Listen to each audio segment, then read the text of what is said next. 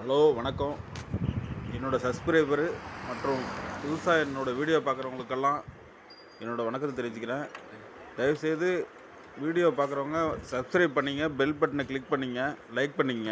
அப்போ தான் நம்ம போடுற வீடியோ, புது வீடியோ, ஸ்பெஷல் வீடியோலாம் உங்களுக்கு வந்து சேரும். நீங்கள் சப்ஸ்கிரைப் பண்ணிங்க. நிறைய பேர் வீடியோ பார்க்குறீங்க, ஆனால் சப்ஸ்கிரைப் பண்ண மாட்டீங்க.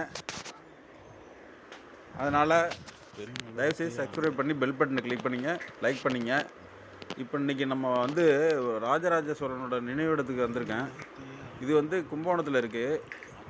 ரொம்ப சிரமப்பட்டு நான் ஒரு பட்டீஸ்வரம் துர்க்கையம்மன் கோயிலுக்கு போயிட்டு வரும்போது இந்த நினைவிடத்தை பார்த்தேன்.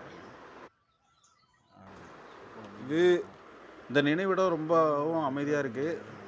ராஜராஜ சோழன்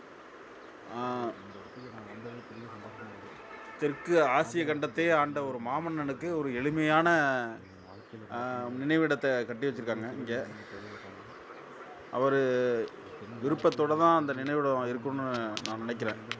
ஃபுல்லாக ருத்ராட்ச மாலையாலே அலங்கரிச்சிருக்காங்க. இதுக்கு முன்னாடி ரொம்ப எளிமையாக இருந்துச்சு. இப்போ கொஞ்சம் ருத்ராட்ச மாலையெல்லாம் போட்டு நல்லா ரெடி பண்ணி வச்சுருக்காங்க. இது இந்த நினைவிடம் யாரும் போகணுன்னு விருப்பப்பட்டீங்கன்னா நம்மளோட வீடியோவை ஃபாலோ பண்ணிங்க. எல்லாமே விளக்கமாக நம்ம சொல்லுவோம். இது மாதிரி ஒரு முக்கியமான வீடியோலாம் உங்களுக்கு சேரும். தயவுசெய்து சப்ஸ்கிரைப் பண்ணிங்க, பெல் பட்டனை கிளிக் பண்ணிங்க, மறந்துடாதீங்க.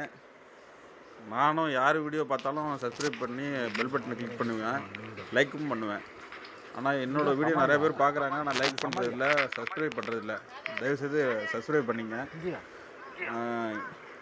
இதை விட ஒரு முக்கியமான கோயிலுக்கெல்லாம் போவேன். அந்த வீடியோலாம் நான் உங்களுக்கு போடுறேன். நீங்கள் பார்த்து என்ஜாய் பண்ணுங்கள்.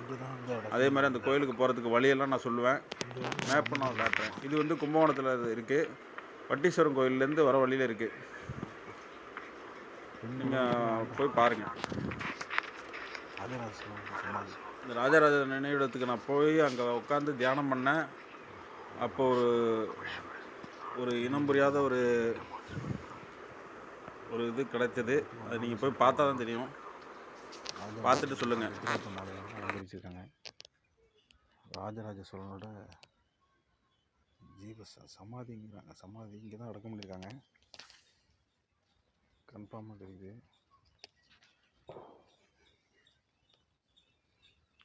இந்த ருத்ராட்ச மாலையால் அலங்காரம் பண்ணியிருக்காங்க. இவர் ஒரு சிவன் பக்தன். நிறைய சிவன் கோயில் கட்டியிருக்காரு. அதாவது தென் உலகத்தை ஆண்ட ஒரு மாமன்னனுக்கு ரொம்ப எளிமையான சமாதி. இவர் விருப்பத்தோடய வச்சுருப்பாங்க போட்டுருக்கு.